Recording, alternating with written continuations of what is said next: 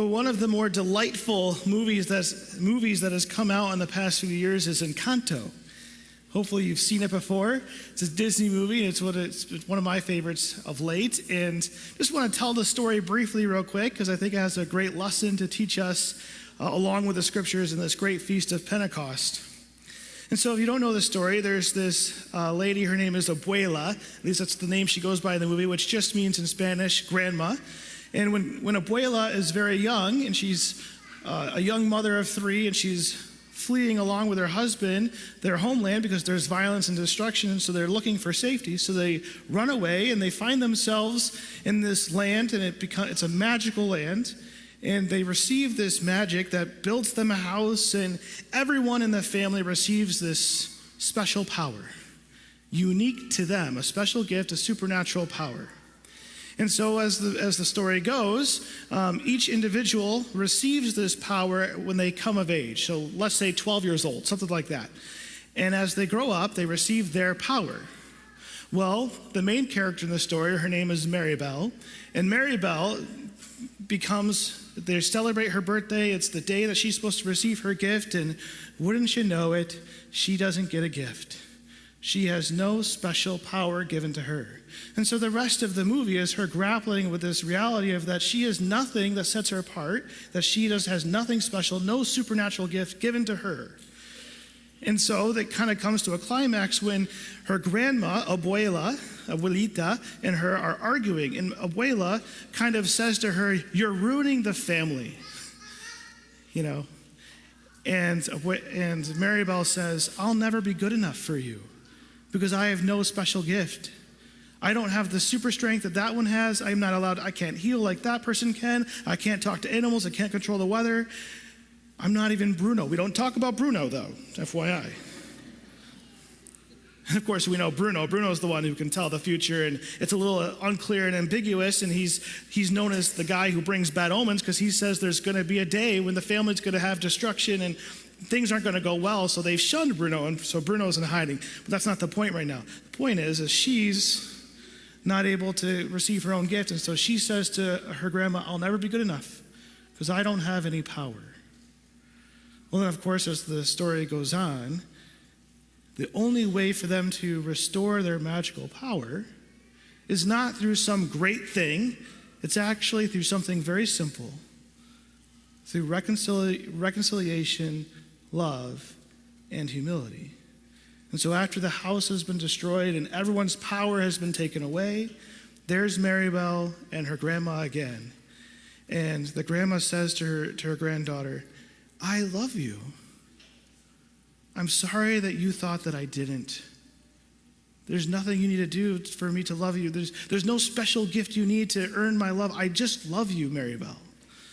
And then Maribel looks at her grandma and she says, "I recognize now that you were just trying to protect the family, that you were so afraid of destruction and all the evil that this family had experienced and suffered before, that was the fear you were acting out of." And of course, that's the problem, right? The thing we fear the most and we try to avoid, we almost bring it about on ourselves even more. That's what happened with the grandma. She says, "I realized that you just wanted our family to avoid suffering."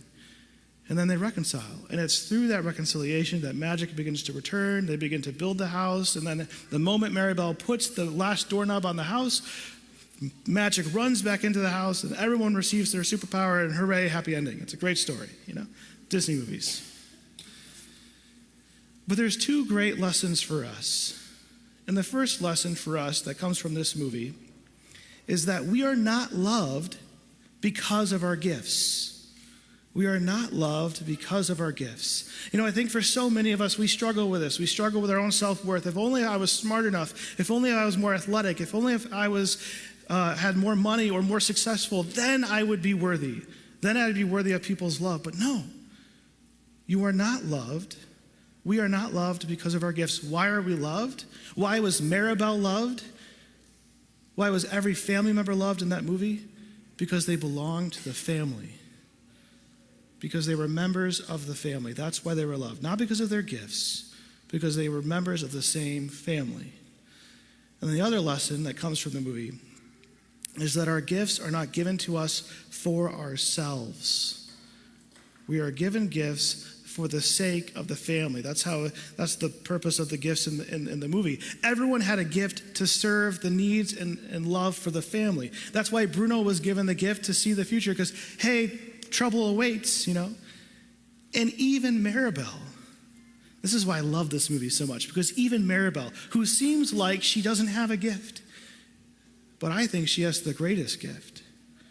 Because Maribel's gift is that she can see through everyone else's gift and see the person behind the gift and love the person for who they are despite their power. That's Maribel's special gift. But the gift that has been given to each of them is to serve the family in love. And so for you and I this weekend, as we celebrate Pentecost Sunday, I think we're called to remember two great outpourings of the Holy Spirit in our lives, two great Pentecostal moments. And number one is our baptism. That as the Holy Spirit rushes into us, as the Holy Spirit will rush into Lainey in a moment, that we are claimed by God as one of his own. That we're not loved because of anything, any gift or anything we do to earn his love. We're loved. Why? Because we're his beloved. Because we're his. Because we are his sons and daughters. That's why we're loved. We're a part of his family. And then the second great outpouring of the Holy Spirit, which we all have received, or some people of our young people are preparing to receive, or just received, the sacrament of confirmation, where the Holy Spirit rushes again upon us to give us spiritual gifts. Why?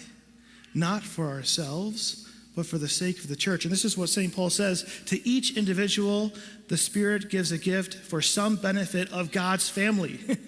The gift that's given for you, whether it's healing, whether it's teaching, whether it's mighty deeds, or whatever it is, whatever spiritual gift God gives you, it's not for you. It's to build up the kingdom of heaven.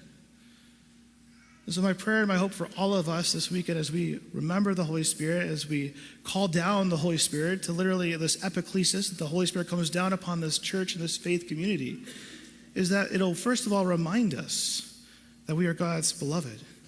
But secondly, to motivate us, to be the catalyst that helps us to see that all the gifts that you and I have been given are not for us, but for the sake of the gospel, to build up the kingdom of heaven. Because we belong to God, and he loves us, and he gives us gifts to proclaim how much he loves to all those that we meet in our world.